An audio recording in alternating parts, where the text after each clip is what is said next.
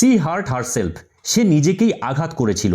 এই ধরনের সেন্টেন্সের ভয়েস চেঞ্জ কিভাবে করতে হয় দেখো। সাধারণত ভয়েস চেঞ্জের ক্ষেত্রে আমরা কি জানি যে অ্যাক্টিভ ভয়েসের অবজেক্টই প্যাসিভ ভয়েসের সাবজেক্ট হয় এবং অ্যাক্টিভ ভয়েসের সাবজেক্টই প্যাসিভ ভয়েসের অবজেক্ট হয়।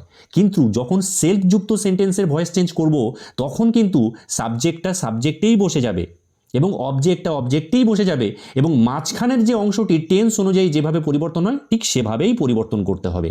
তাহলে এই সেন্টেন্সটির ভয়েস চেঞ্জ কীরকম হয় দেখো। সি আছে, তাহলে এর সাবজেক্ট কিন্তু এখানে সি বসে যাবে। এবারে টেন্স অনুযায়ী কি হবে, এই ভার্বটি দুটো হয়ে যাবে, একটি টেন্স অনুযায়ী বি ভার্ব বসে এবং সব সময় মূল ভার্বের থার্ড ফর্ম বসে। তাহলে সি হার্ট হারসেলফ, বলো তো এটা কোন টেন্সে আছে? এটা কিন্তু পাস্ট টেন্সে আছে, সিম্পল পাস্ট টেন্সে। অনেকে এটাকে প্রেজেন্ট টেন্স বলে ভুল করতে পারো, কিন্তু যদি প্রেজেন্ট টেন্স হতো তাহলে কিন্তু এই হার্টের সঙ্গে এস যুক্ত হতো। তাহলে এখানে বি ভার্ব হিসেবে কি বসবে? ওয়াজ। এবারে এই ভার্বটির থার্ড ফর্ম, তিনটে ফর্ম একই, তাহলে হার্টই হবে। এরপরে কি হয়? বাই, এবং হারসেলফটি বসে যাবে। তাহলে এই প্রশ্নটির ভয়েস চেঞ্জ কি হবে তোমরা বলো।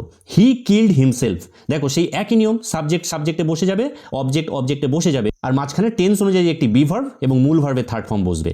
তাহলে উত্তরটি হবে হি। এবারে দেখো পাস্ট টেন্সে আছে, তাহলে এখানে ওয়াজ হবে। তারপরে মূল ভার্বের থার্ড ফর্ম কিল্ড, এরপরে কি হবে? বাই, এবং হিমসেলফটি বসে যাবে। হি ওয়াজ কিল্ড বাই হিমসেলফ। এখন স্ক্রিনে দেওয়া প্রশ্নটির উত্তর কি হবে তোমরা কমেন্ট বক্সে জানাও।